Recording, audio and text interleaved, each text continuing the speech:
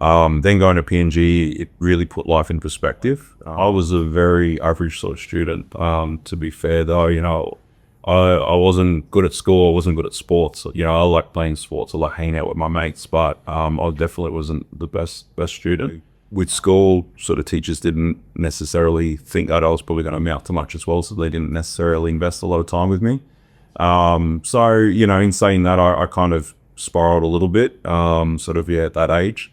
Then I know when I went to PNG, when I was about 14, mum took me back for school holidays. So I went back and I spent 2 months with the family in the village. Everything cousins did, I did, catch bus, go, all over Palm. We did everything together, like just hanging out. And I already had a sense before I left that, things were getting a little bit out of control and I probably needed to turn my life around. Then going to PNG, it really put life in perspective, especially so many families in one house, wondering how things are going to work out, how you're going to put food on the table at the end of every day. Is it, a lot of things that go through your head.